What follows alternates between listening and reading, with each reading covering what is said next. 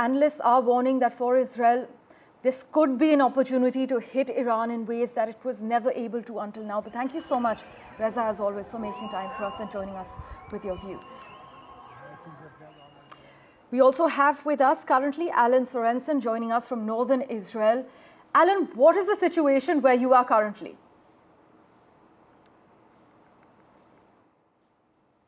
No, I'm now in the northern part of Israel, actually at a point where soldiers are assembling or gathering to be taken to the northern border in order to take part in this land invasion of southern parts of Lebanon.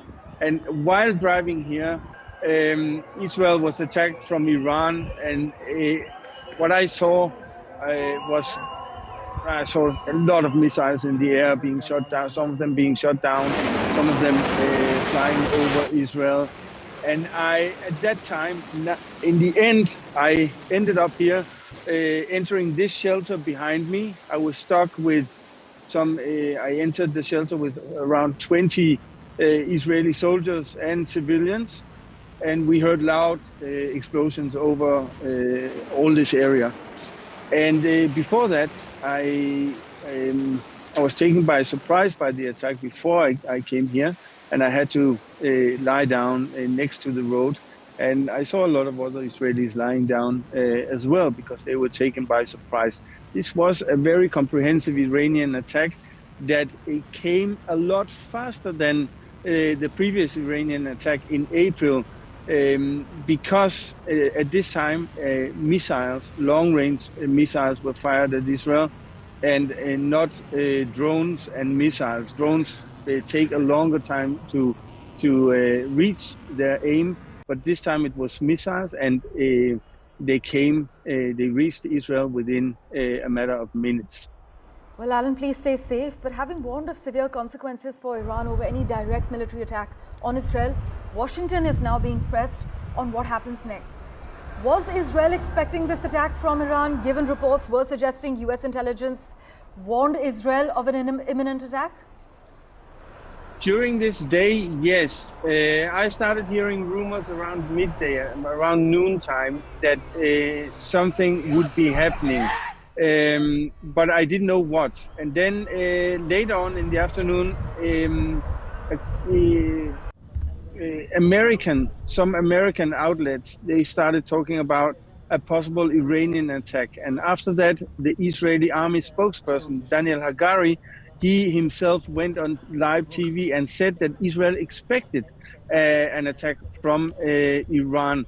And that is what happened later on this evening. So Israel was prepared, and Israel's allies, especially the United States, were prepared as well. And it seems that most of the around 200 missiles that were fired from Iran on Israel were either shot down or they didn't hit their targets. But I must say that some rockets or some missiles, they actually inflicted damage in the area of Tel Aviv, also in an area in southern Israel. And the latest I hear is that a Palestinian have died in the city of Jericho near the Dead Sea, in the northern part of the Dead Sea, because of fragments that fell down from either from the missile or some of the missiles that shot the Israeli missiles that are shooting down the Iranian missiles.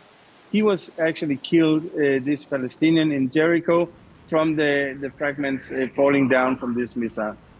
Right. Meanwhile, Allan, we are hearing of celebrations breaking out on the streets of Tehran after Iran's missile barrage against Israel. In fact, Iran's UN ambassador in New York has just justified his country's missile attack, saying it acted in self-defense. We have heard this before, but Mr. Netanyahu has vowed to make Iran pay.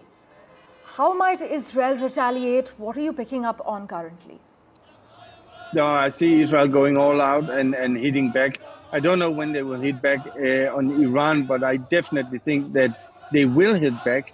And they, according to Israeli politicians and also the army spokesman, Israel will retaliate on Iran.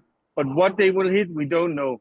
Regarding the land offensive or the land invasion, ground invasion of the southern part of Lebanon, I think Israel has been cautious from the beginning, and they are moving in step by step, not in in huge numbers of soldiers because they don't want mass casualties on their own side. Right. But from what I see tonight, I think that what we have seen today is just the beginning, because Israel is assembling a huge number of reserve soldiers. Between 100 and 200,000 reserve soldiers has been called in. And while I was driving from the Jerusalem area to this northern part of Israel, there were huge queues on the highway. Mostly, some of them were civilians, of course, but many of the cars were either parents carrying their sons to the north in order to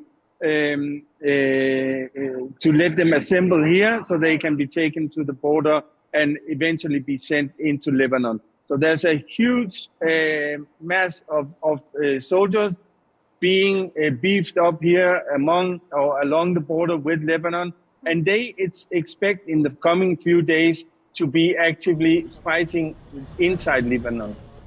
Well, Allan, thank you so much for joining us with that update. Do stay safe. We will, of course, revert to you for regular updates.